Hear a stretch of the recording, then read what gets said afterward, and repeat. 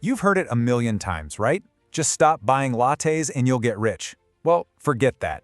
The truth is, one of the biggest expenses most of us have is sitting right there in our driveways, and almost nobody talks about the sheer scale of the financial damage it's actually doing. So let's just get right to it. What do you think is the single biggest drain on your ability to build wealth?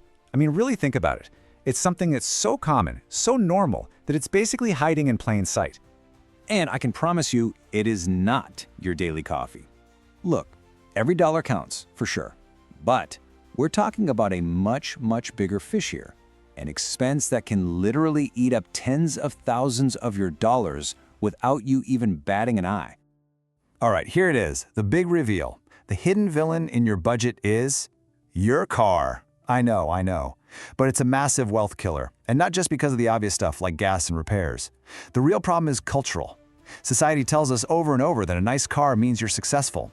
It creates this silent pressure to buy way more car than we can truly afford, and that's what blinds us to the real financial hole we're digging. Just look at this number. According to AAA, the average cost to own and operate a brand new car back in 2022 was $10,728 a year. Let that sink in for a second. That's almost $900 a month that's just gone from your budget. Poof! Before you even pay for rent or groceries.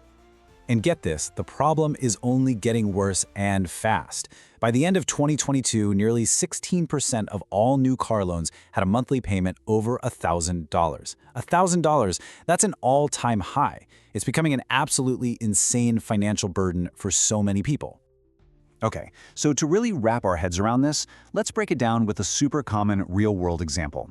We're going to use a 2018 Honda Civic. You know, this isn't some fancy luxury SUV. It's what most people would call a practical, reliable, even an economical choice. But you're about to see how even this quote-unquote smart choice can be unbelievably expensive. So over just 5 years, the total cost to own this sensible little Civic comes out to $43,993, almost 44 grand. But here's the kicker. Look at this chart. The biggest slice of that pie, the thing that costs you the most, it's not fuel, it's not insurance, it's depreciation. That's the silent killer making up a full third of the cost. It's money that literally just evaporates into thin air. And here's where it really ought to make you angry. The average salary in the US is around $54,000 a year. That means this very practical car eats up 16% of your gross income. Just think about that. How are you supposed to get ahead? How are you supposed to build wealth when 1/6 of every dollar you earn is just vanishing into a metal box in your driveway? So let's talk about that biggest enemy for a second, depreciation. See, unlike a house or a stock portfolio, which you buy hoping they'll go up in value, a car is a guaranteed losing investment. The moment you put your money into a car, you are putting it into an asset that is literally designed to be worth less tomorrow than it is today. And this is exactly why buying a brand new car is such a financial trap. The second you drive it off the lot, poof, it loses 10 to 15% of its value. Gone. You are paying top dollar to experience the absolute worst, steepest part of its value drop. The smart move? Let someone else take that massive hit for you. So what's the play? What's the secret? It's right here. It's called the sweet spot. A car that's about 3 to 5 years old with 30 to 40,000 miles on it. By that point, the huge initial drop in value is already over and done with. But the car is still new enough to be really reliable and not cost you a fortune in surprise repairs.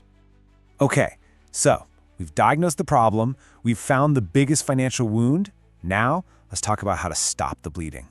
We're going to walk through some simple, totally doable strategies to slash every single one of those costs we saw in that Civic's chart. First up, insurance. You can't just set it and forget it. Every single year, put a date on your calendar to do this simple 4-step checkup. First, call your current company and just ask for a better rate. Then call at least 3 of their competitors and get a quote for the exact same coverage. Here's the thing, insurers almost always give new customers a better deal. So you can use those competing offers to either negotiate your current bill down or just switch and save what could be hundreds of dollars. Next up, maintenance. Now this might sound a little intimidating, but the power of knowing just a little bit here is staggering.